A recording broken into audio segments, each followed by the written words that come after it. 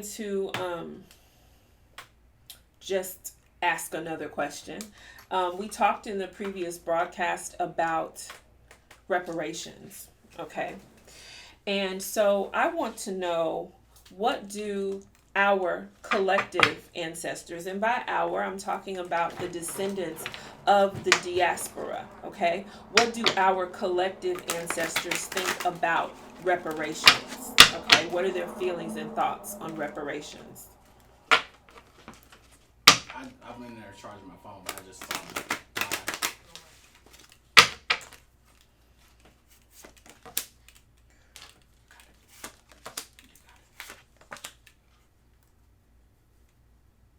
Okay, so we have the mothers coming through. And the first card that they give me is the vampire card. So the mothers are urging us to not let this be a drain on our energy, okay? They're saying don't be distracted by this. Don't let this keep you up at night. And what I'm also hearing is they're saying that it's handled. That if you guys just tap into the ancestral energy, if you tap into your ancestral bank accounts, you are wealthy than you could ever imagine. You don't need to spend time wondering and waiting and fighting for someone to give you something that's already yours. They already have it waiting for you. And I know that to be true because the next card I have is the card for the big spender. So they're saying that there's no limit to what they will give you. Don't let the thought of reparations keep you up at night, because they will give you whatever you want. And this is, again, the mother speaking. Okay, so the answer to this question is, what do the ancestors think about reparations? They think that you shouldn't worry about it. They think that they have you covered. They think that you need to tap into your ancestral treasury and you will have everything that you need. I hope you guys understand that. Okay, I'm going to throw the bones and see.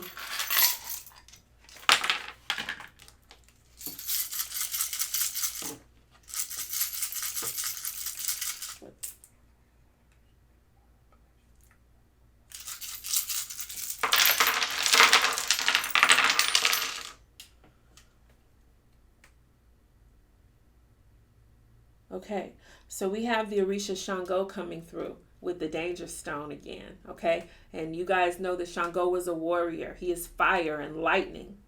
And so he's coming through speaking about this topic of reparations. I get the trophy or the boar's tooth over prayer, okay? And so prayer is one of the ways that you're going to have what you need. And not only that, but meditation as well, okay? And so meditation, I get a money stone over meditation. So it's saying, listen, pray and meditate. How many times have you guys heard me say that? Pray and meditate. And that is how you're going to tap into your ancestral treasury. That's where the money, that's where the blessings, that's where it's coming from. Okay? It's not in actions that you do in the streets. It's not in protesting or any of these other things. Not that we shouldn't engage in those boycotts and political movements, etc. But it's saying that in order to tap into your ancestral treasury, in order to get the reparations that you're looking for in terms of economics, pray and meditate. Okay? I get the quarter over the house, okay? So this is talking about where you live, where we live. This is saying that it's expensive to live here. It's costly to live here. They're saying that our resources might be better spent in a different place. It might be better for us to pool our resources together or to do alternative, it's like they're saying, living here is costly, okay? Where we live is costing us too much. So they could be speaking about repatriation, perhaps, as an idea. They could even be talking about collective economics and living together. But they're saying the way we live, where we live, is costly to us. That is definitely true, because I have a button over poverty. So it's saying that we are buttoned up. We're bound to poverty under this current situation, okay? Under the current situation. I'm saying that women need to be more creative, okay? It's the women who are going to help us find a way out of this. We have the mothers that came through the cards, and now they're speaking to us again. And this probably has everything to do with the way we're raising our children as well.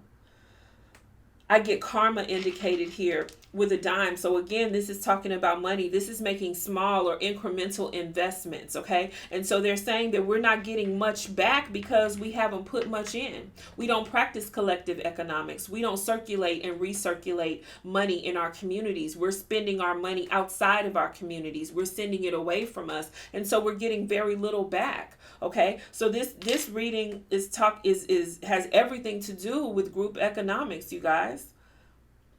We get the money stone over the crown chakra. So this is saying that if we are enlightened and illuminated, and our third eye and our crown chakra are open, okay, and we're living in an elevated and illuminated state, all of this will be clear. And not only would it be clear, but it would also pay off for us because they're giving me the money stone over the crown chakra.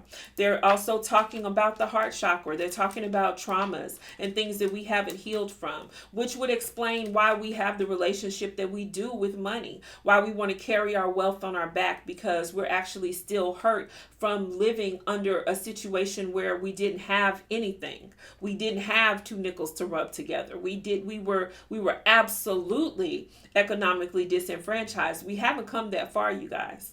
We haven't come that far. Then I get the skeleton over fear and anxiety, okay? And so this is saying, that we're actually afraid to make changes. We're actually afraid to make changes. I'm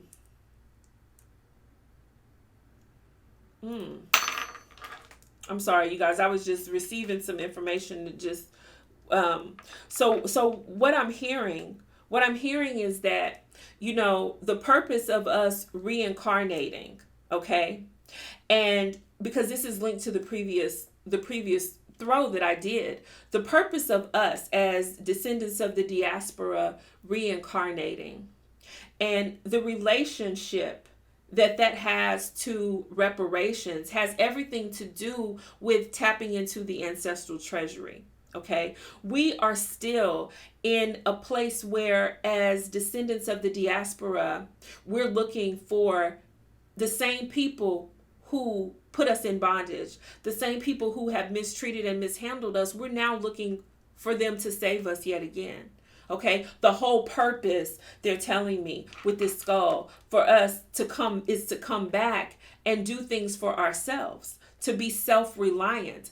And it's fear that we have of our dead. It's fear that we have surrounding our ancestors that keep us from tapping in. But understand that that's part of the greater plan, right? That's still a remnant of slavery. Economic slavery now, if not chattel slavery and physical slavery or physical bondage, okay? And so our purpose for getting this information, the reason you are here at this appointed time right now hearing this reading is so that you can know that nobody's going to give you anything except your ancestors. And they can't wait to do it. They want you to pray. They want you to meditate. They want you to tap in, and they want you to not be afraid of them. Okay? I get the anchor over betrayal. So to me, this is talking about the black dollar. This is talking about how we treat each other. This is talking about the whole crab in a barrel mentality, what keeps us from thriving financially, okay? Again, we're looking outside of ourselves and outside of our communities for handouts and for help, when in actuality, if we would just treat each other better, if we would just treat each other with care, and treat our money with care, we would fare a lot better, and we wouldn't be looking for reparations because we would be taking them. We'd be taking them. You guys understand that?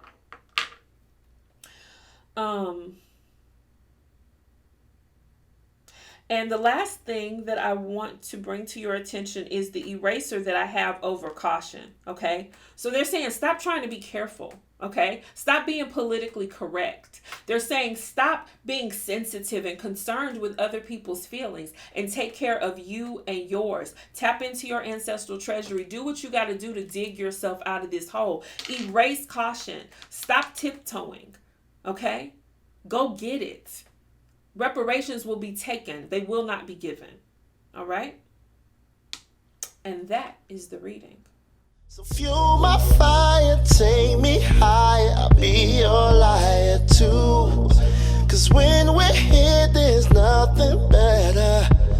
Skylines.